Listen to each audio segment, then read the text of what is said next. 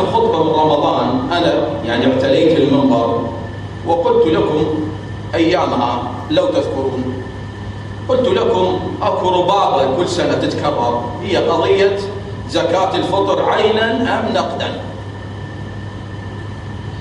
وأنا آسف أعتذر كنت مخطئ، أكو رباطتين بالحقيقة، هاي الرباطة ورباطة الأضحية عن الميت. هاي كل سنة إحنا أكو جماعة يطبلون ويزمرون فوق المنابر، ما عندهم غير هالسالفة. هل تجوز الأضحية عن الميت أم لا تجوز؟ قبل أسبوعين أو أكثر شوية واحد من أخوتهم قاعد بيناتكم أخونا أبو حسن،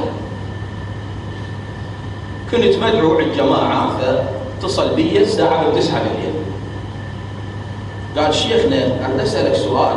تفضل يا أخي. قال دول الأشعرية والماتريدية دول منيهن؟ قلت له ايش بيهم يا أخي؟ قال أكو محاضرة جاي اسمعها واحد من الشيوخ لزمهم مسح بيهم القاع وطلعهم هم الكفرة المبتدعين، هم اللي مدبرين الإسلام. طبعا الجامع اللي قصده أنا أندله جامع قروي، الناس اللي حول الجامع ناس فلح حايرين بالطماطة والبتيتة واللوبيا، ما عندهم غير السالفتين تاعي. والوضوء إذا تقول له شنو أركان الوضوء وشنو شروط الوضوء الله وكيلكم ما يعرفه. صاحبنا شيخنا أخونا جزاه الله خير جاي يسولف لهم عن الماتريدية. أنا أريد أسألكم هسه هذا الجمع كله بالله عليكم أحد يعرف شنو الماتريدية؟ يعني هسه يمكن أقدم واحد أخونا أبو سامي من المصلين اللي أدري بيه عمره فوق ال70، صار له 60 سنة يصلي بالمساجد. إذا تقول له شنو الماتريدية يقول لك والله ما أعرفها. إيه أنت يا أخي الكريم الله يجزيك بالخير ويفتح عليك وعلينا. وإحنا مصيبتنا ترى وين؟ يا ما انصاف المتعلمين، لا والله مو انصاف، ذولا عشر المتعلمين ما عندهم علم يا أخي، لا علم لا شهادة، لا دارس على أي شيخ. هسه دعك من الشهادة تقول له يا من درست معي ما يعرف، يقول لك شيخي الكتاب. مثل واحد قال أنا شيخي الكتاب، قلت له والله آمنت بالله شيخك الكتاب. والله أريد أسألك سؤال، النبي عليه الصلاة والسلام يقول العين والكاف والسهم، ما تشوف لي شنو الأحكام الشرعية المترتبة على هذا الحديث؟ ما يعرف، الله وكيلكم ما يعرف. ويصعد المنبر، وهاي وحدة من المآخذ على الوقف السني قديما. احنا بالتسعينات كان يقدر واحد يصعد منبر وما عنده موافقة من المجلس علمي؟ الله وكيلكم يشون عليه إذا أنا بصل. هسه يا اللي يجي درح شاله قرا له كلمتين وصعد فوق المنبر وقام يفتي ويكثر. معيب. الأشعرية من الأشعرية يا أخي؟ من الأشعرية تعرفون من الأشعرية؟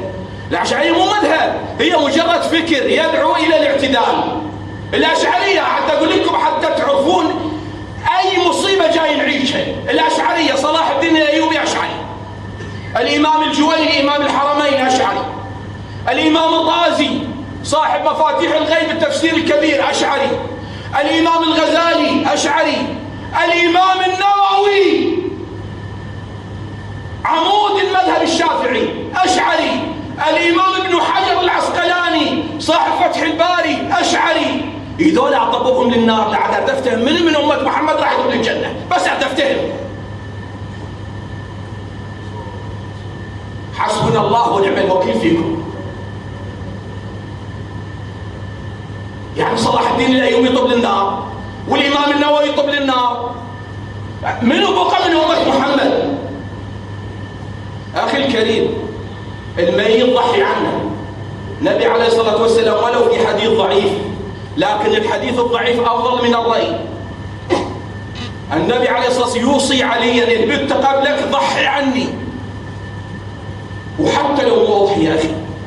الميت مو ينقطع عمله إلا من ثلاث: وولد صالح يدعو، يعتبر من الدعاء الصالح.